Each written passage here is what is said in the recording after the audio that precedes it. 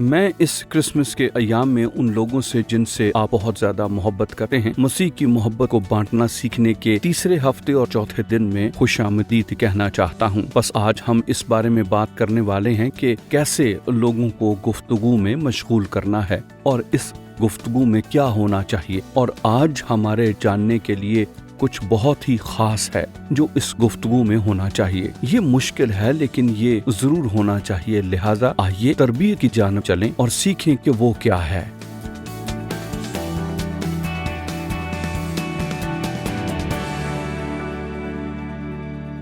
इस हफ्ते हम बात कर रहे हैं कि उन लोगों से कैसे बात की जाए जिनसे आप मोहब्बत करते हैं।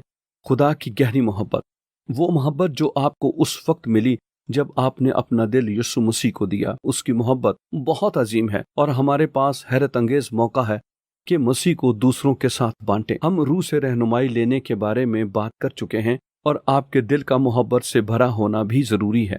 और फिर कल हमने कहा कि गुफ्तगू का एक अहम जुज जिसके बारे में मैंने बात की, खुदा उस शख्स को कितना प्यार करता है, इसको आप उनसे बयान करें। खुदा आपसे मोहब्बत करता है और आपकी जिंदगियों के लिए उसके बारे में एक हैरत अंगेज मंसूबा है।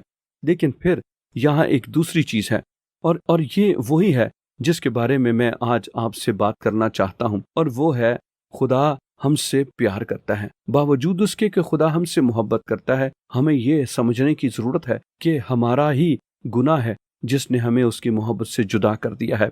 क्योंकि खुदा पाक है, खुदा कामिल पाकीज़गी है। और ये चीज है जो मैं अपने बारे में जानता हूँ और हर दूसरे शख्स के बारे में कि सब ने गुनाह किया है। हम सब खुदा के जलाल से महरूम हो गए हैं।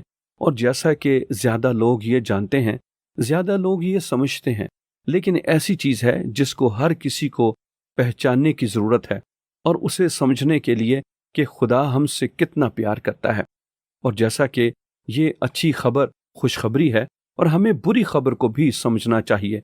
हमने गुनाह किया है, हम खुदा के जलाल से महरूम हो चुके हैं। हम सब ने खुदा को मायूस किया है और ये कि मसीह हमारे गुनाह के वास्ते हमारे लिए मुआ। इसलिए हमें इसके बारे में बात करने की जरूरत है कि कैसे गुनाह हमें पाक खुदा से जुदा करता है। बावजूद इसके कि वो हमसे बहुत मोहब्बत करता है, हमारे गुनाह ने हमें उससे जुदा कर दिया है। और बाइबल ये कहती है कि गुनाह की मजदूरी मौत है और हम में हर एक मर जाएगा। हमारे मरने का सबब यह है कि हमने गुनाह किया है और खुदा पाक है और हम नापाक हैं।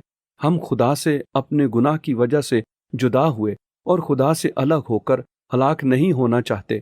हमें खुदा की निजात की जरूरत है, इसलिए उन्हें यह समझने की जरूरत है क्योंकि मसीह मुआ और उसके मरने का सबब यह है कि वो हमारे गुनाह के सबब से मुआ। इसलिए बाइबल की दूसरी सच्चाई यह है कि हमें लोगों से बात करने की जरूरत है कि हम सब ने गुनाह किया। अब यहाँ 2 आयत हैं जो आपको जानने की जरूरत है।